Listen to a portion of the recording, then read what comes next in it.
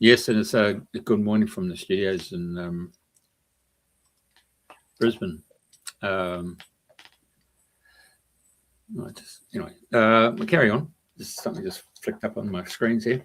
So without further ado, looks like the stream was deleted on Facebook.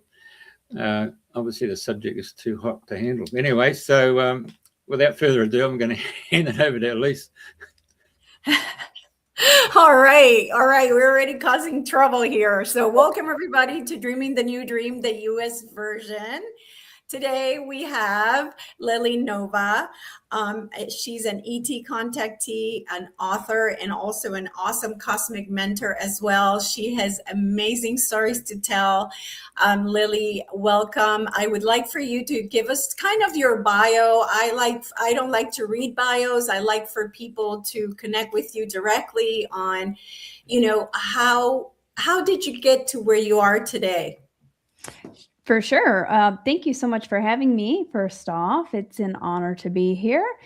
Where do we begin? Well, so I'm a cosmic channel, a contactee, a UFO and space photographer. And I have a very active YouTube channel where I share different cosmic insights. And my journey really began back in 2020. A lot of people woke up in 2020, like a lot of things. That was kind of a big wave that came in. So I was open to other life, but I had no idea. That it existed. And I came face to face with, I'd say, probably countless craft now. But my first experience started back in 2020. It was November 17th, 2020. And that's in the middle of lockdowns. The world's kind of on pause at that time. And I had turned to space photography. I became very passionate about it. I became obsessed with the night sky. So I was out there basically every single night photographing. And you can see some of my photographs. Well, maybe I'll share some of them of my space photography that I've captured. But a few months being into that, I had my first UFO encounter, and it was a very, very close encounter. I had stepped out on my front porch, and I looked up at the night sky like I always did, and I locked eyes with this hovering craft that was hovering over the neighborhood. And it was a big, bright light just hovering in kind of a circular motion. And then a second craft appeared much closer, and this one really, this one was, if anybody saw this, you would be shaking because it was just so mind-boggling. I started shaking. It was a diamond-shaped craft. And at the time, UFOs weren't in the mainstream. Now they're in the mainstream. But this was right before it started hitting mainstream. So it was this diamond-shaped craft. It had a row of red lights and a row of blue-green lights that went across. And it went up, down, side to side very quickly. And then it flew straight towards me and went above my head and then vanished. And they definitely were communicating with me. They did not appear by accident. They showed up basically to say, we are real. Hey, and look what we can do. They did some maneuvers that none of our craft could do. And so that really turned my world upside down. They gave me about 2 months to integrate that. And then I started seeing UFOs everywhere. I had my camera with me all the time. I have a Nikon DSLR camera, so a pretty nice camera I was shooting space photography with. So I began documenting these UFO experiences because I became very, very curious, and they seemed to be communicating with me like they wanted me to film them. And they would even show up in the background of my videos sometimes, or they would show up just randomly, like they literally were just trying to jump in front of my camera. And so I became fascinated, and a communication with them developed. They took me down a spiritual path, telepathy. I began having telepathic contact with some of the beings who are operating this craft. And that's really how it started. And so much has happened since then, but I'll pause there to see if you want to deep dive into any of that further. Well, that's funny because you You're already reading my mind telepathically, but the first question that came to me, and it's always a question that I am interested in, is when you first heard, do you hear something, or is it your own voice saying something? Like, what, take us through like that first like contact through your head. Like, what does that look like? Yeah. So the very, very first one, they interacted to my thoughts. So my thoughts were that very first one, that large diamond shaped craft that was just a few houses down, right there. I saw it and I'm thinking, oh my God, what is this? Am I really seeing this? What could this be? And it instantly, as I had that thought, it moved side to side very quickly, like this, shink, shink, and then up, down, and then started coming straight for me. And I knew it's a weird thing. It's like it was responding to me, responding to my thoughts to show me, no, this is otherworldly. This isn't anything that you can imagine. This is different. So that's one example. They were interacting to my thoughts. So that's kind of how the communication began. So they would move around to my thoughts, not necessarily like a voice in my head, but as my contact experiences progressed, then I started hearing more. It's like it started to activate extrasensory perception. So a lot of the time telepathy comes in as more of kind of like a thought, but it's a thought that doesn't feel like your own. It's a very clear, kind of like neutral or even loving thought from something outside of yourself. They call these kind of like downloads too, where suddenly you just have like a whole packet of understanding, is basically how telepathy works. It's not always in words, but sometimes they will use words, these other dimensional beings, just to communicate with you. But it more comes as a whole packet of understanding, a realization, and more of a feeling. As my extrasensory perception was activated through these contact experiences, and then I would later find that a lot of people who have experiences with UFOs, they activate psychic abilities. Similar with like near-death experiences, they come back and then suddenly they can feel energy, or they can see energy, or they can even communicate with other beings. That's what began to happen as my experiences progressed. So I began experiencing telepathy in a visual format as well. So they would send me kind of like a vision that would come, almost like a little movie that would play, and I would get a whole packet of understanding, like they were showing me things. The messages didn't necessarily come in words all the time, but sometimes they do. Hopefully that makes sense. Yeah.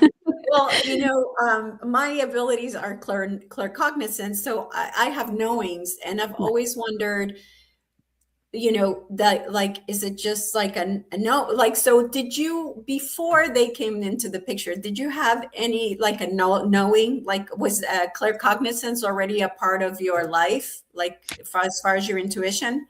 Yeah, I think I had stronger intuition than most, for sure. Okay. I wasn't having any crazy experiences, but looking back, I was definitely more intuitive. And sometimes it would come out in my artwork too. Like, I grew up drawing. I wasn't an athlete. I was an artist. I would draw a lot. I would write. And looking back at the first thing that comes to mind is I was painting this pyramid with like the galaxy behind it before my big awakening, a couple of years before my big awakening. And for the triangle, I used a piece of paper over it, and then I would paint. And then as I pulled the piece of paper off, just a capstone stayed. The paper ripped to where there was a capstone. And then I realized, I just had this knowing that, no, that's supposed to be there. There's a capstone for a reason. And I didn't know anything about the pyramids. And then later I would find out that they actually, they used to have a capstone. Yeah. I'm like, oh my God. So that was a way that the universe was communicating with me, but I knew it in that moment that wasn't accidental, that was meant to be there, and it meant something. So I would say, yes, I always had a stronger intuition and more claircognizance.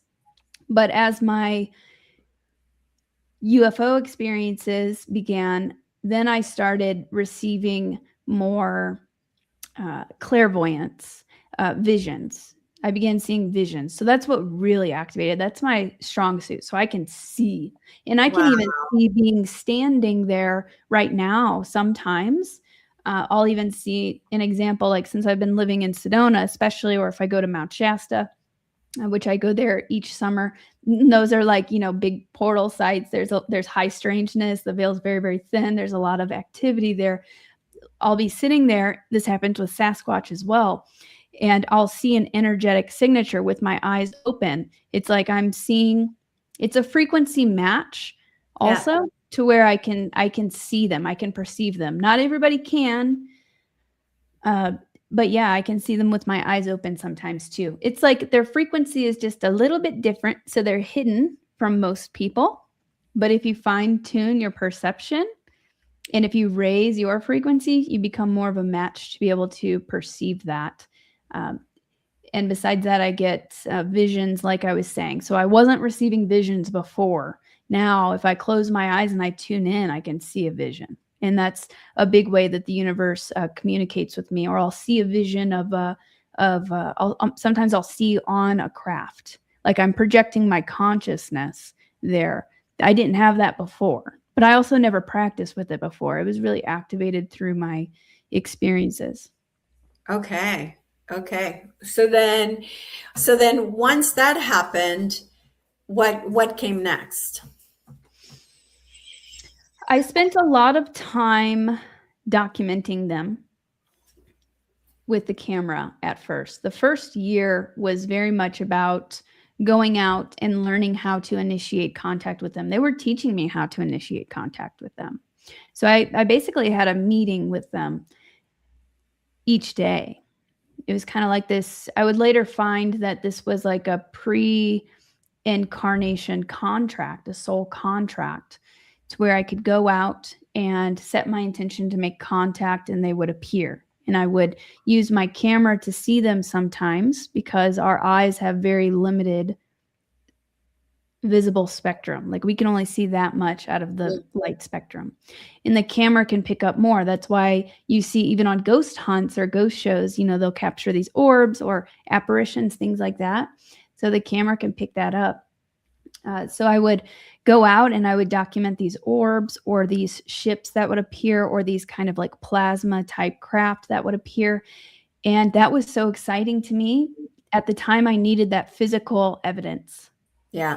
I needed that. And then it progressed into more of a psychic communion with them to where I still see craft, but it's not all about the evidence because I know that they're there. I can sense them more easily now, and I don't really need the evidence as much. Although I love it whenever they show up. That's always exciting because like, it's real. They're here. Yeah. But that's really what it was. It was learning how to make contact with them. They would teach me things. They taught me about the law of attraction, which I was shocked that extraterrestrials were teaching me the law of attraction. They were teaching me about vibration, how the universe works. They started teaching me. So during these meetings, while I'd film them and go out with the intention to make contact, I would start getting these downloads. And they would appear to say, yes, that's it. Or I would get this telepathy that went along with it.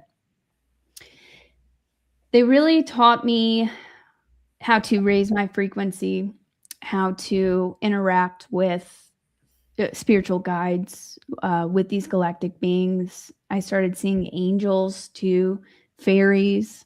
Sasquatch would come a little bit later, but I've had interactions with Sasquatch too. And anybody can do this. It's not reserved for just one person. So that's really a big part of the training that they put me through, how you can fine tune yourself to be able to have these very profound transcendental experiences. They taught me about healing myself, how I can heal myself, how to heal others. I've never taken any formal training on any of this.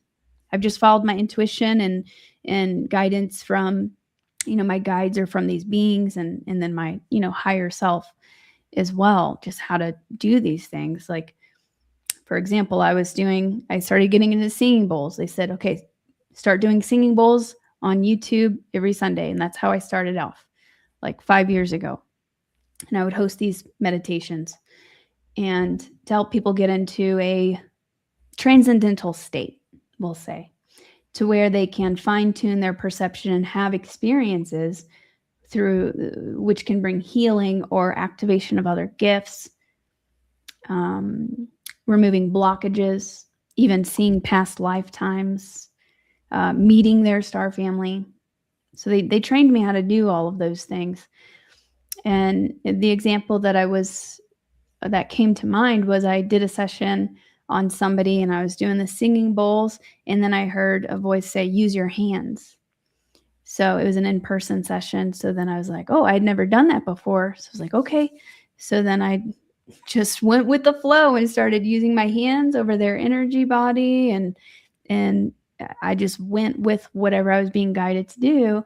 And it was actually my mother I did this session on. And afterwards, she's not really into this thing, but she's open. She'd never gotten anything like that before. She was crying by the end. And she sat up and she's like, I couldn't even tell anybody what just happened to me because they wouldn't believe me.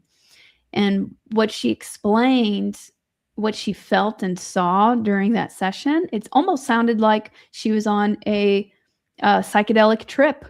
And she had a lot of major breakthroughs. She saw like her life. She saw her and my dad and helped heal their relationship and helped heal all of these things just from a sound bowl session and using my hands. So I just kind of go with the flow and amazing things happen. Wow, that's amazing. And to give you a side story, I had the same thing happen to me when I was doing a quantum hypnosis session. Yeah. They said, put your hands on top of her. And I was like, okay. So I put my hands over her. Yeah. And then what they told me is that they're not able to bring in the energy and they're using our vessel to put their energy through our vessel to heal the person. So it's so powerful to do that. And it's so amazing. And the way that it has changed your life. I mean, completely, I can't imagine like 6 years ago, you were thinking that this is what you would be doing, right? Yeah, no, I mean, no, the universe likes to surprise you. I had just finished school and got my dietetics degree. So I was gung-ho set on nutrition and health. But then things just started to not feel aligned. And I'm like, I just got this degree. I was so passionate about it, but suddenly I felt lost. I felt like I didn't know who I was anymore. And then the UFOs started showing up, and it's because that was a stepping stone. In the health and nutrition, everything that I learned, I also feel like that helped me to be more of a clear vessel so that I could have these experiences. Because if you're eating fast food every day and you're not, paying attention to your health and you're eating all of these chemicals, then that can really bog you down and block you. So that definitely helped me to be able to have these experiences. But that was just a stepping stone. I would have never expected where I am today. No, not at all. Right. That's the beauty of it. I mean, because it really says that you're following your mission and you're following, we're helping them help humanity, right? In our own way with, so thank you so much for doing that, because you could have said, no, this scares me. I'm not doing this, blah, blah, blah. So, I'm always grateful for the people that step up to do these things, because we can't say no, and we usually say yes. And thank you for saying yes and helping humanity with this. Thank you. It's a big deal. I felt a big soul calling, even though most people would have thought I was crazy. A lot of people did think I was crazy, but my soul was calling so hard I can't even explain it. I just had to pursue it and see what came of it. It was also an amazing mystery. Like, oh my gosh, there's more here. We're not the only ones. And we have this potential. We can activate superhuman gifts and abilities. How exciting is that? Right. But it was scary and confusing at first. Well, I wouldn't say scary. I was always curious. I just felt so curious. My soul was guiding me. And if you'd like, I can share a little bit more about kind of the Starseed mission or who these beings were, that might help bring a little bit of context. So that was my next question. So tell everybody about what happened as you went through and found out who they were and all of this, the rest of this story. Yeah, certainly. So in April 2021 is when I got to see these beings for the first time. So their craft were popping up everywhere. They were guiding me. And I went out with somebody, a friend who I just met, but they had UFO experiences before, so we met up. I didn't know anybody. I wasn't in the UFO community. I wasn't in the Starseed community. I didn't even know what a Starseed was yet. So I'm like, oh my gosh, somebody else has seen them. I need to talk to somebody who can relate.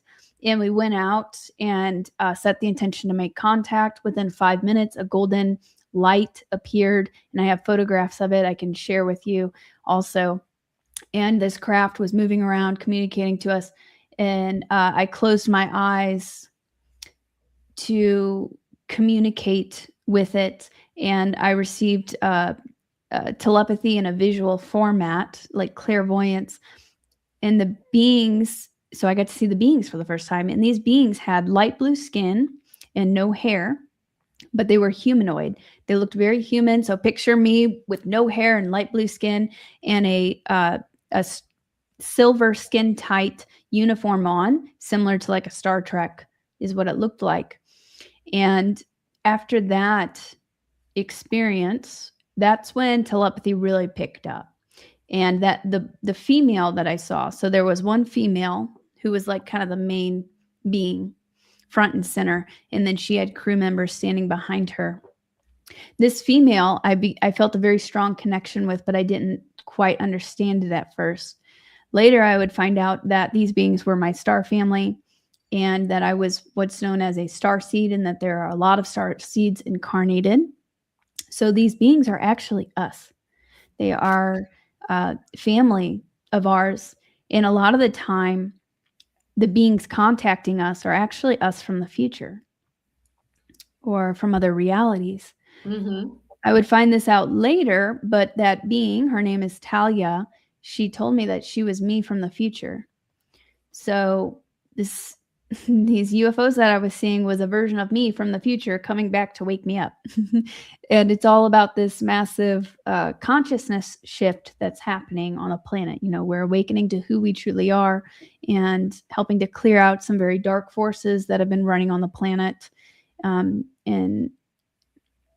and tap into our potential and really remember, you know, and bring about a more positive reality, a total shift into the 5D, as you call it, or a lot of people know it as.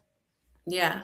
So did you ever ask her how are they able to come back in time like that? Did you ever ask her? That's a great question. So recently I was shown, well, I've seen this before, but again, it came up recently. I believe a lot of these beings are put into like kind of sleeping pods or stasis pods, and their consciousness is put into a human avatar, which would be us, and we're born. I think a lot of the beings are maybe in stasis until the job is done, and then they go back to that life. That might differ depending on your situation. But then that was a little bit confusing because she's here still interacting with me. But these UFOs are time travel machines. They're all time travel machines.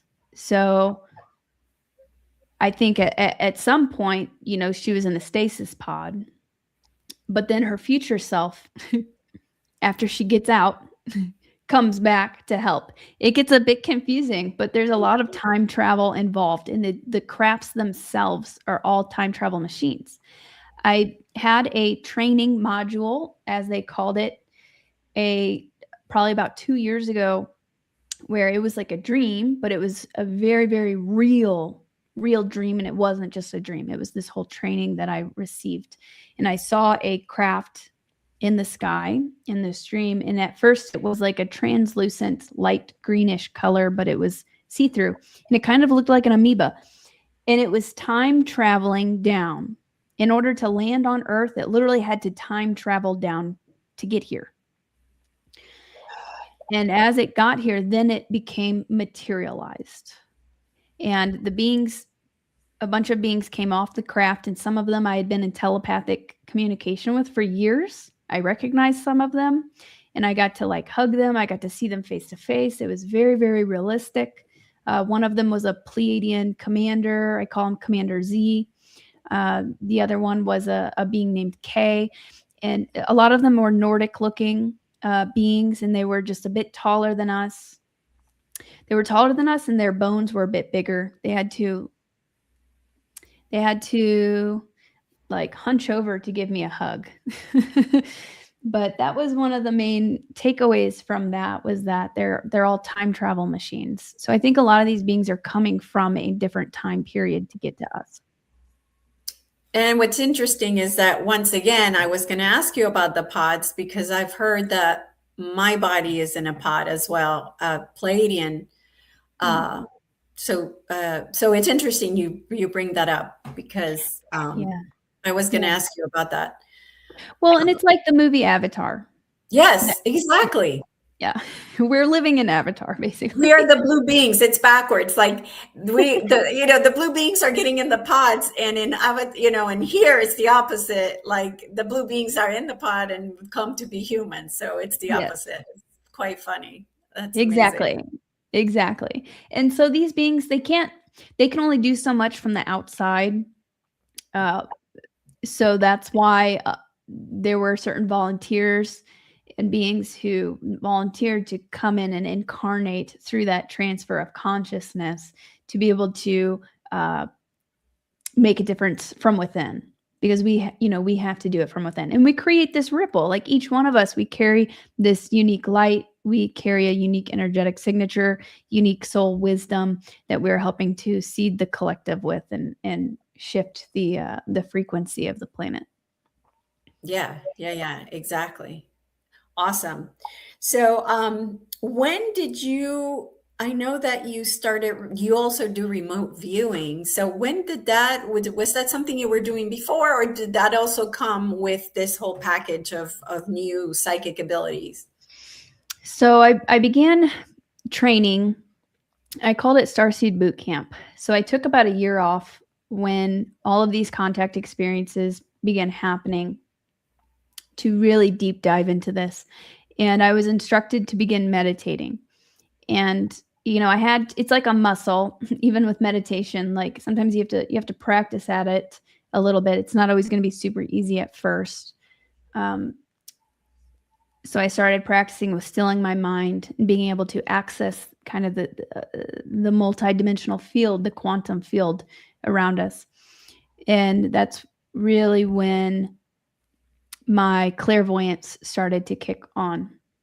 And while I would have these meditation sessions, there was a period of time where I would literally just meditate all day for months. I would do it all day. That's all I would do. I would barely get up to eat for a period of time. And I would see all of this light, and I was seeing all of these visions. It was like I was being activated, and I would see my DNA activating.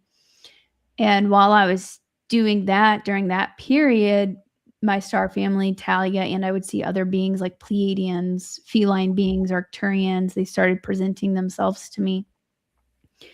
They started showing me and teaching me about remote viewing. So I wasn't doing it before. They taught me about it. Okay. Yeah, they taught me. And they said, so all the past, present, and future, all of it's happening at once. Because of that, we can view any time period that we want. With intention and fine-tuning our perception, we're kind of like maybe projecting our consciousness into that. But really, you just kind of have to have an intention and then just practice with it. And so they started showing me examples. Like I would meditate, and they'd say, okay, now we're going to take you back in time. And I saw dinosaurs. I saw flying saucers. I saw a war happening on the planet back when the dinosaurs were here. I actually don't have much context on what all was going on. I'm hearing Orion right now. Orion was involved. There was some maybe a fight for the planet.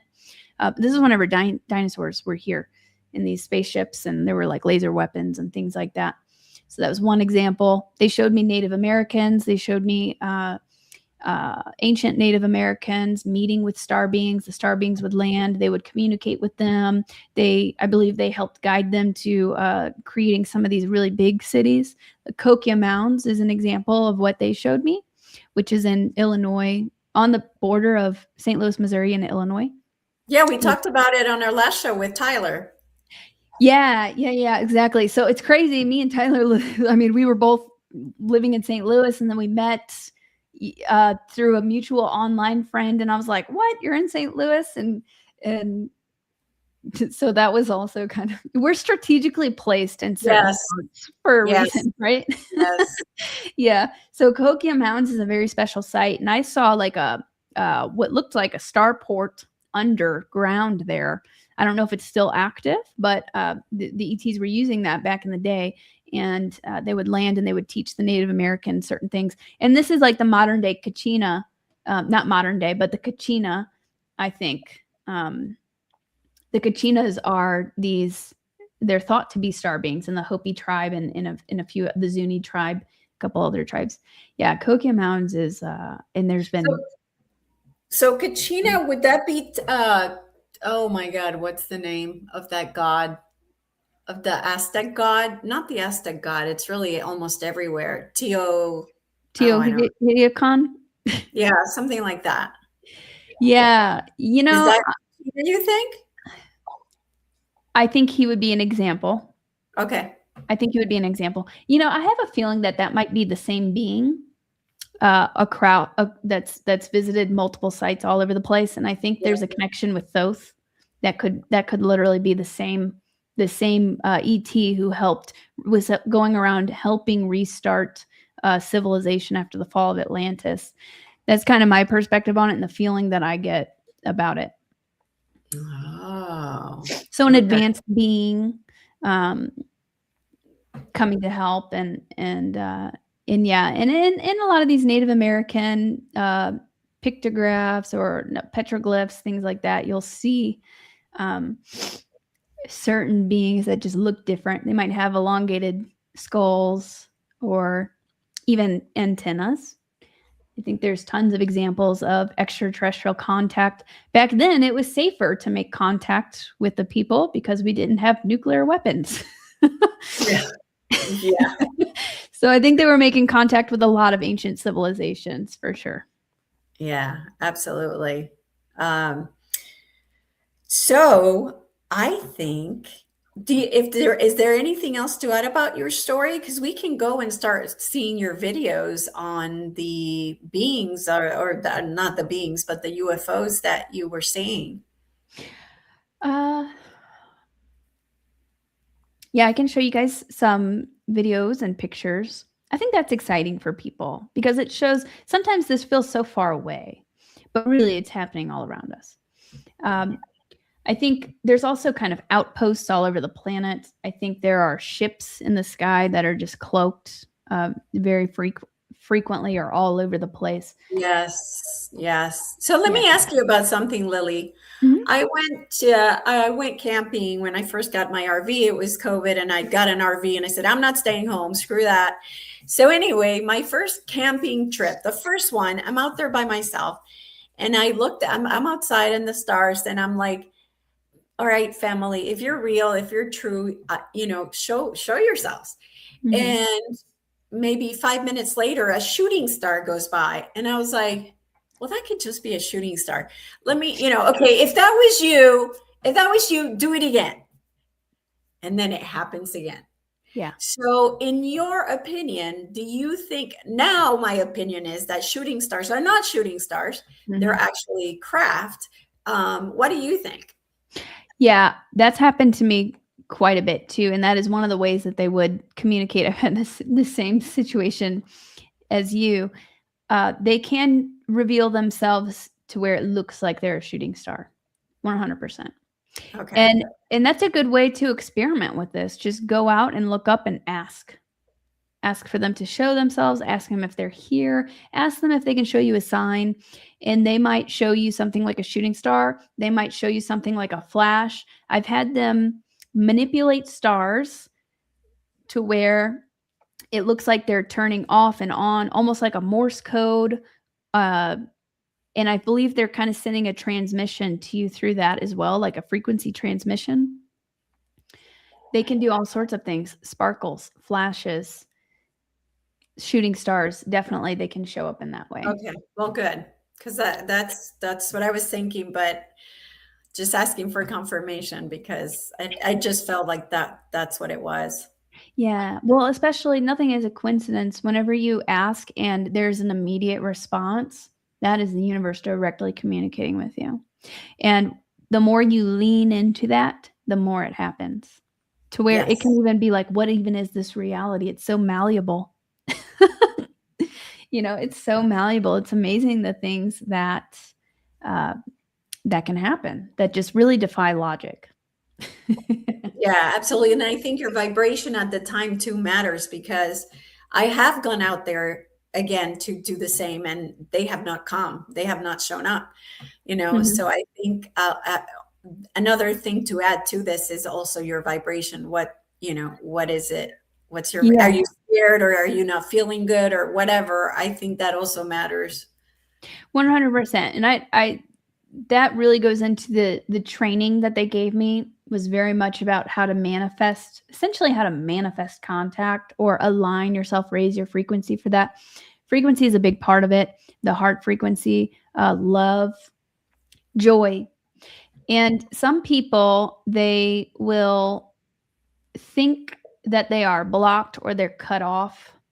You thinking that you're cut off, because we're master creators, right? Well, we're creators learning how to be master creators.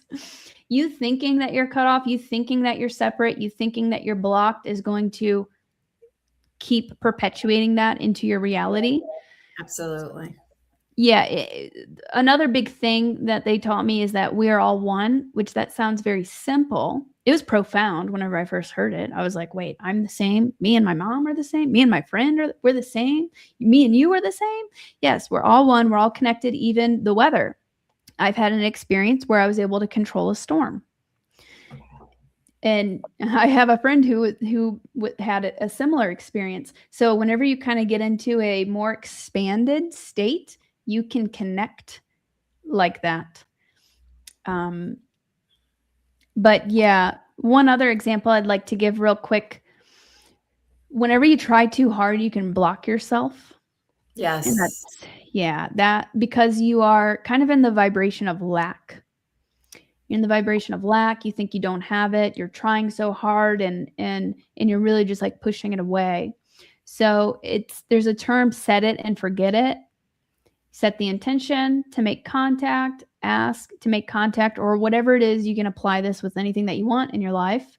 Yep. Even if you want to manifest more abundance, set that intention and then kind of leave it, go where the universe guides you. But if you try really hard, you're sitting out there and you're waiting for them to show up and you're like, you get upset. Your frequency starts to lower because you're like, well, where are they? They aren't showing up. Maybe they aren't real, or maybe I'm not special. Whatever may happen in your mind, that can really block it. But if you set that intention and then you even switch your focus to just enjoying the night sky or doing a little meditation or listening to some frequency music, relaxing, or even doing something fun, then as your frequency rises, they'll appear. Yeah, absolutely. Thank you for bringing that up. That is so very true. Absolutely. Awesome. Did you want me to go ahead and share my yes, screen? Absolutely.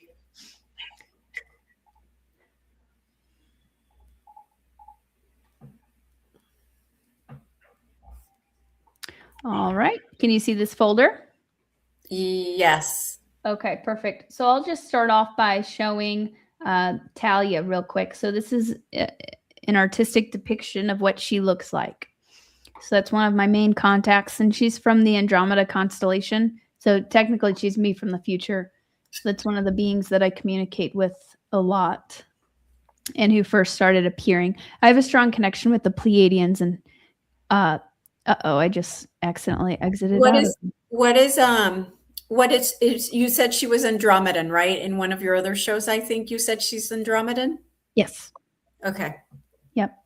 Yeah, and this is the golden orb that she appeared in. This is an actual photograph.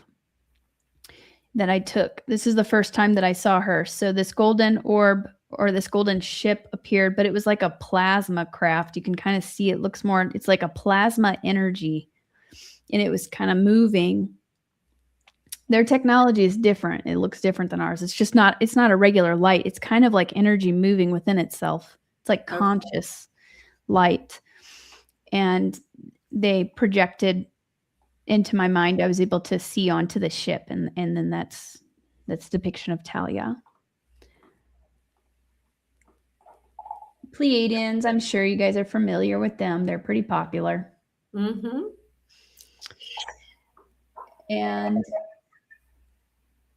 But there's different kinds, right? Because as far as I know that some of the American Indians are Pleiadian, but they're short and dark skin, like yeah. So there's different kinds of Pleiadians. Yeah, actually, since I moved to Sedona last year, I actually had a whole past life recall. I've had past lifetimes here. And that's why I was drawn to this area. And in this past lifetime, I saw a child. I think she did have blue eyes, though. And either I was the child or that was my child. But she was a Pleiadian hybrid. And I don't know what time period that was, like a long time ago, but I was like, wow. Yes. So, there's a lot of Pleiadian lore or Native American lore about them having connections with the Pleiadians specifically. Yes. So yeah, there's different time. They're not all Nordic looking. Yeah. So this is a photograph of me where I would set up my camera, and then I would go in front of the camera and I would ask them to appear. And I had my camera set on a time lapse where it was taking photos every other second. And so I sat and I started setting my intention to call them in. I asked them to appear, and this craft appeared and hovered in the sky for a little bit. I caught it in 3 photographs. I'll show you another one that's cleaned up a little bit. Here it is, cleaned up a little. And it's strange. You can see it's moving pretty fast. It kind of has like tracers, and there seems to be like an orange window, but it's strange. That's not a normal craft. So here's one of the pictures I was able to capture. I'll show you guys kind of a side by side of how it first appeared. So the first photograph I caught it looked like this. Just kind of a little blob. Like it was first starting to come into the frequency. What's that? Into our reality, right? Like it's appearing into our reality. Exactly. It was just starting to manifest into our frequency bandwidth, I'm hearing. Okay. And so it kind of just looks like a little smudge, a little blob. And the next photo, it is more physical. Looks like that. And then in the next photo, it moved. Originally it was there. Now it's there. So it's moved over slightly. And its shape has even changed a little bit more. So this is a strange looking craft. It almost kind of looks like a shark. I don't know. You know what I mean? Like it's kind of, it's an interesting shape. Maybe like not a regular triangle, but it almost kind of looks like a little like a scout ship. Right. Yeah. A small scout ship. It's not the typical flying saucer. So there's all different types of craft. So when I had a MUFON investigator, you can see there it is there, and then it moves up there. And then it was only in those 3 photos, and then it disappeared. But a MUFON investigator investigated it, and he said it was an anomaly. He said also he noticed that there was a 7-year time difference within these photos. Suddenly, my settings on my camera changed. 7 years. What? Yeah. I don't know how to explain it. Well, that's really interesting. I know. I think I really need to spend some time focusing on maybe even do some regression work on what all actually happened during some of these encounters that I had. Wow. This is another one taken at the same park. And I did the same thing. I set up my camera to take photos every other second. And then I started walking in front of the camera. I asked them to appear so you can see me. I'm walking over, and then I'm looking over here. And in just one of the photos, these two, they look like black triangles. Wow. Appeared. And it appears to be like a tear in space-time or a portal or something strange happening right there. And yeah, this was only in one of the photos. So it was literally only there for a couple of seconds, and then they vanished. Because in any other thing you would have seen it moving across the screen through the different photos. It just blipped in and out. So they would just kind of dip in and out quickly to pose for the camera. And then, right. Yeah. Yeah. Awesome. Yeah. So that's another strange one that I've captured. I have, what about the video that you were showing? I think it was on your last video on your channel. I showed these two. Here, I can share a different way so that you can hear I'll share it a different way so that you can hear the audio.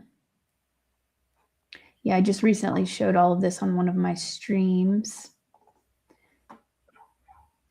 I'll show this one first. It's very short. I used to live stream and teach people how to make contacts, and I would live stream the sky with a camera. This is it appears as a translucent kind of amoeba looking thing, similar to what I saw in the dream, where at first it was a translucent amoeba, and then once it landed on Earth, it became physical.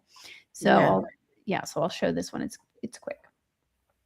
That's my intentions out here, and you all can do the same to connect with any cosmic beings. And ask for a sign. So you see it coming up on the left. And also set the intention out that you are open to. Oh, what is that? You guys, did you just see that? And it zooms in and so you can ask see it for better. a sign. And also set the intention out that you are open to. Oh, what is that? And also set the intention out that you are open to. Oh, what is that? That's so cool. Yeah, it's interesting. They appear in many different ways. And then I'll share the other one that I got at Bradshaw Ranch. Working with me whenever they... Bradshaw Ranch here in Sedona. It's kind of like what's the other famous ranch? Aseti? No, not East, but kind of though. There's a lot of activity. Skinwalker. Yes. Skinwalker.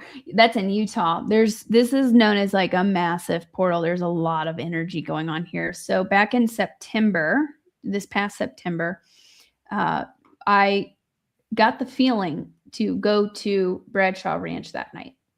And so we went, and I brought my night vision camera, and I heard telepathically, "Get your camera ready." And so I'm like, okay, they kept saying it, "Get your camera ready, get your camera ready." So then I set up my camera, and then we had a parade of different, they're kind of a little bit farther away, but we get about like 7 or 8, maybe 10 craft that appear that are going in different directions. They do different formations for us. So I'll go ahead and play part of this. Said, "Get your camera ready." I was like, okay.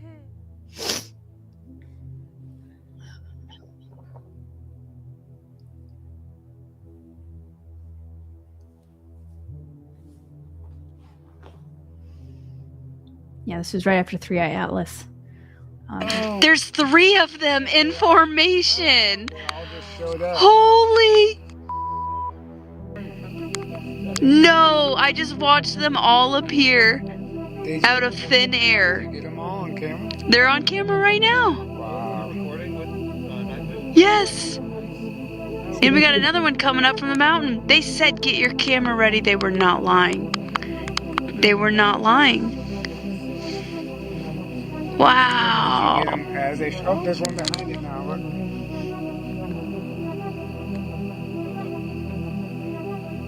Oh, there's one coming. Whoa! What's happening? There's two down low. So if they were satellites, they'd be going the same speed and that, So weird how it just keeps happening. in a Same line. separation. Yeah, the same distance. It's a freaking space Yeah, port. they were crossing each other. Spaceport, portal, whatever you want to call it. A triangle formation. And I They're kind of crossing each other.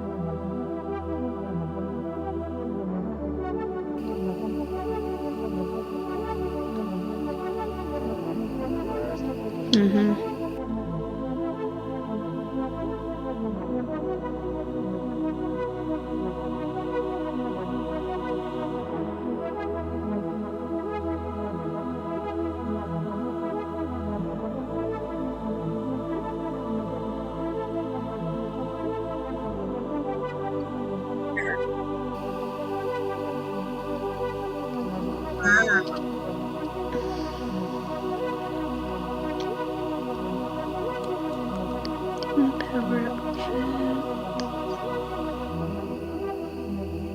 I mean, they just keep showing up. Look. Lily, is this the one that you use for the History Channel? No, I had taken this right after History Channel. Oh, okay. I know, so they didn't have this one. I'll show one more where they kind of go in a cool formation. Look, We there's got three. another triangle formation. No, there's four. Wow, look at that. Whoa! 5. Those ones are pretty Oh my bright. gosh, look at all those lights. That is amazing. Whoa! Look without the night vision. Whoa! That is amazing. Camera was on for that too. They're just. Oh my gosh! So it looks They cool on the really camera, are. but it was even cooler in person. Whoa! That's so awesome. Yeah. I mean, I'm impressed. And near the end, I show. So this is somebody's long exposure photograph, so you can see kind of how they were moving.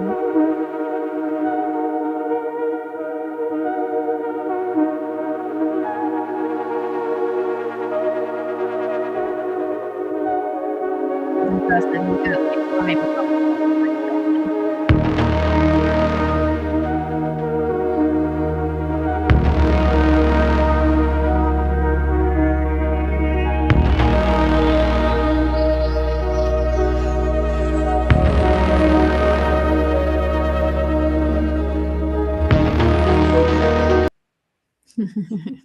There we go. That's so exciting. Oh my gosh. So if you guys want to see more, I know that that Lily has her History Channel video on your YouTube, right? Or your website. Your website. Yes, it's on my website. Yeah, the bit that I did on Ancient Aliens, part of it is on my website. Yes. Okay.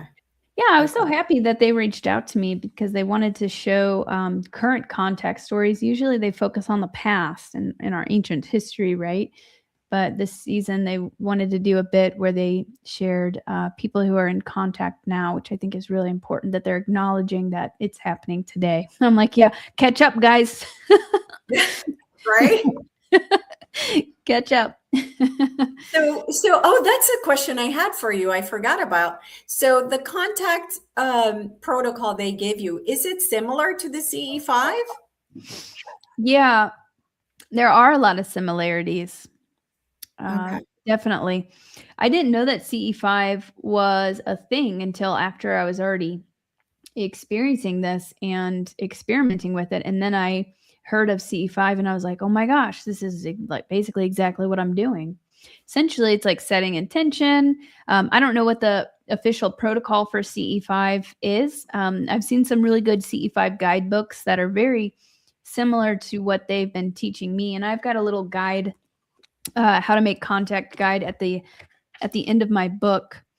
So it shares a lot of techniques and things that you can do. But really the main thing is having intention. Setting your intention is important. Asking as simple as that sounds, can be really important. Raising your frequency, getting into the heart space, and just into a lighter, because they're higher frequency beings. So we have to meet them. We have to meet them. We have to raise our frequency. Don't try and make contact when you're angry. Right.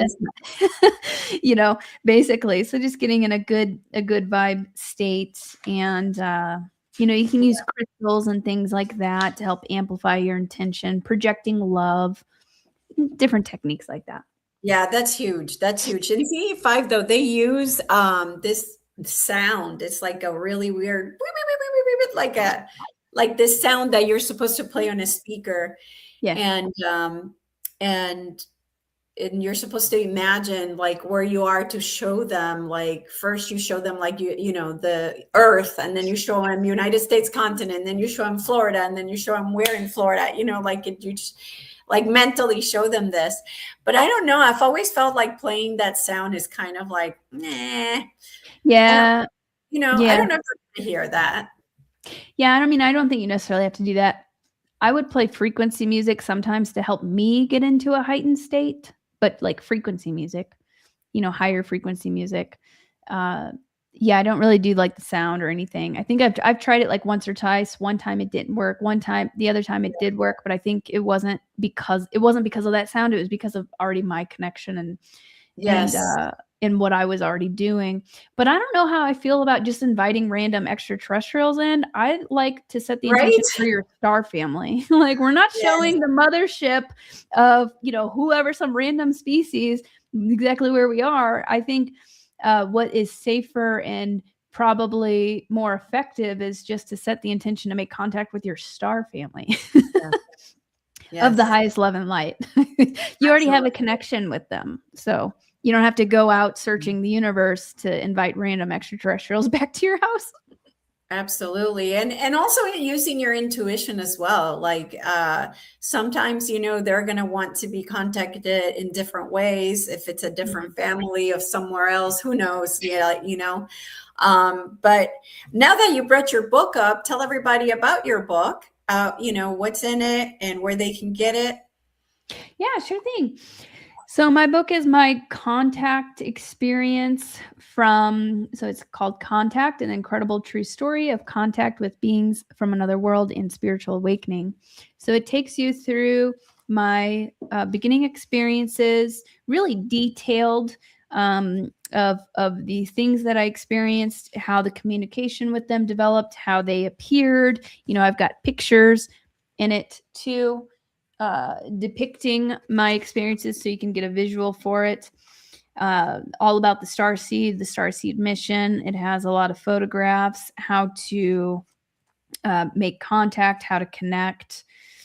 I've got a little bit of, I've got a lot of information on like the third eye training and the Starseed boot camp, the set of the guide that they gave me for how to become a better version of myself, how to remember more of who I am, my cosmic origins, how to activate my DNA. So I catalog all of that.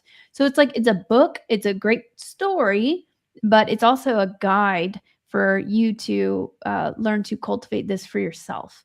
And then at the end, there is a how to make contact guide and also a common ET races and star family types. So it goes into that too. So it can kind of help you identify with that.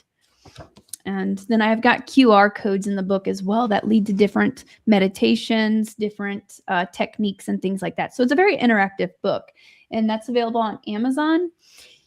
It's also available in an ebook and an audio book. And if you get the audio book, you can email me if you want to get all the QR codes. I can send you a PDF file of it. Oh, okay. Fantastic. Something else that you have been doing that I wanted to cover is the fact that right now you have been doing these Q&As and doing the Sunday things, and you really are informing people of what's happening behind the scenes, which is very, number one, it gives people hope. Number two, it lets people know what's happening. So it's more, I feel like you appease people with it, like you're, because sometimes I feel like some of the light workers get involved in the 3D, and I feel like with your information, you're able to kind of bring them back into like the higher vibration. So just real quickly, because of what's happening right now in the world, can you just tell everybody what you have been told from your guides or the Galactic Federation, whoever it is, what's happening and what you've been telling your followers, of what's happening right now? Yeah, I mean, there's so much happening right now. Right? There's so much happening right now. So we are in the middle of breaking old control systems and tearing down the whole old system right now. Is a lot of the old 3D matrix is collapsing, and that's happening in various ways. There's a massive internal shift happening. There's a massive reveal happening. How a lot of things are fake, are staged. The psychological operations, that's being exposed right now. What's happening with our food, all of that, all of these different things are being exposed right now. And that's good. I mean, it looks super scary. It can look scary. But these things have been happening for a long time. It's just now being exposed. So that's good. That's a win. It's just a little bit, it can get a little bit chaotic and messy as we are working through uncovering the shadows and some of the more nefarious things that have been taking part in the shadows, like things with the Epstein list. Those things have been happening for a long time. Really, probably for thousands of years. Yeah. So it's just being exposed right now, and then we can stop it. So we have a big shift in power taking place right now from corrupt leaders who are probably being ran by parasitic energies, really. And we're regaining our sovereignty, and humanity is becoming aware. They're starting to wake up. It's similar to like the Matrix movies, honestly. And we're starting to tap into our power and starting to speak up. And this is also an internal process. So internally, we're uncovering shadows within ourselves. So within, so without, as above, so below. I think I said that right. Not sure if I said that completely right. But it's a reflection of what's going on internally also. So we've got a lot of deep wounds that are coming up individually. And even though it can look very chaotic, there's also real estate. What's going on with Iran, I've seen, has a lot to do with actually a Stargate, a very powerful Stargate that is there. Apparently there are 12 across the planet. And kind of whoever has control over those Stargates kind of controls the planet. What I was picking up, I plan to do a deeper dive on that this Sunday. But what I was getting so far, and I shared in my latest update on Sunday, was that this Stargate can be an ascension portal for us, but it's been under dark Anunnaki control. Those are just the old control systems we're regaining our sovereignty from. So there's been a lot of just dark inverted programming coming from it. And as it shifts into more guardian type beings, in the hands of guardian beings, then it can be used actually to bring in higher frequencies and help with the ascension of the planet. That's what I was hearing. Like, it's directly correlated to our ascension. If you think of like I'm being reminded of like the chakra system. So that's part of how we ascend, is through our kundalini, our inner energy, our chakra system. It's hard to be in a high vibe state whenever your chakras are closed and you're not in your power. Similar on the planet. So if you think of the planet also having like this chakra system, these points, if they've been corrupted or inverted or they're being blocked, then that's going to keep the planet in a more dense space. So that's what I'm getting so far on that. A lot of that's being cleaned up. I know there's a lot of nasty things happening on the planet still right now too, but ultimately I think we're heading in a positive direction. We're seeing a kind of a shift, a massive shift happening on the planet, where we're just watching the old world. A lot of wars that were started or silently going on for a very long time are starting to end now. They're just ending very loudly, is what I'm seeing right now. That's what I'm seeing. I want to tune into more about kind of what's going on with that. But ultimately, we're also receiving a lot of really big upgrades. We've got the solar energy coming in. And awareness is a big part of this, even though it hurts. And it can be traumatic learning about and experiencing and seeing a lot of these things play out. But we have awareness now, and people are standing up and deciding, no, we don't want that anymore. We don't consent. We want something better. So we're like in the middle of that right now. Oh, that's so wonderful. Well, I'm glad to hear that we are getting out of it. And we did get some information on that from the tarot show we did yesterday around that, which confirms pretty much what you're saying as well. Really? And, I'm curious. Who was the tarot show with? Was it with Tyler? No, this show is the show I do every Monday. Okay. Where we talk. It's on my YouTube channel, Quantum Healing of the Soul, and that's the show where I've had Tyler come in and we discuss his book, which is incredible. Yeah, that sounds fun. That sounds like a lot of fun. Yes. Oh my God, the last one we did was mind blowing. It was mind blowing. I'll have to go check it out. Yeah, definitely check that. The last one was crazy. The other ones were too, but just amazing. Okay, so tell everybody how they can find you, about your events and everything you've got going on. Sure thing. So what do I have coming up? Well, you can find more information about me on my website, lilynovacontact.com. I also have events coming up on there. Yep. So I'm speaking at New Living Expo, and it's in or near San Francisco this April. That's a really big expo. I'm super excited to meet a lot of really fantastic speakers who are going to be there. And then I have Journey to Truth. They are hosting a conference/retreat in Hawaii, which I'm very excited about. And that's like the heart chakra of the planet. It has a very strong Lemurian connection. So I'm just so excited to really connect with the land there. And then I won't be speaking at Rise of the Guardians, but I might be attending. And then Mount Shasta conference I have coming up in July. So Mount Shasta is an amazing place. I've received a lot of upgrades that actually boosted my level of contact a lot going there. I started having a whole new level of experiences because you can receive a lot of activations from these potent energy sites if you feel called to them. So those are some of the things I have coming up. I do have a Sedona retreat coming up in May and a Mount Shasta retreat. That's on the retreats page. Right now they're full, but I may, if there ends up being some openings, then I'll, I'll probably send an update out on my YouTube channel. But we're doing a wolf sanctuary experience I'm super excited about. And besides that, I've got different workshops and healing sessions. I've got a psychic development workshop available on my website. I've got a deep chakra healing session. I've got a cord cutting, ancestral healing and karma clearing session. I've got a DNA activation workshop with an hour-long meditation at the end to help you activate your DNA. So I've got tons of fun resources. Fantastic.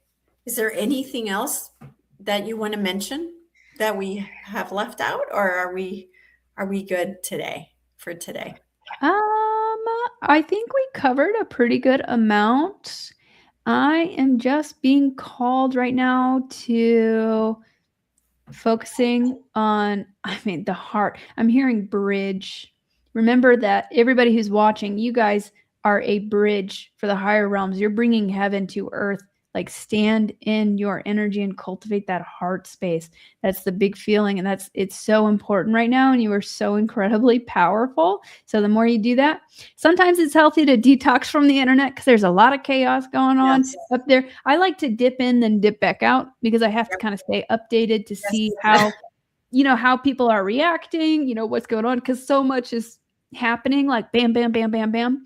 But it's healthy to take a step back from that. Don't get too caught up in that. Don't, your inner peace is what's most, most important. But yeah, I'm just being called to remind you guys that you guys are a bridge for these higher frequencies coming into the earth, and you are incredibly powerful.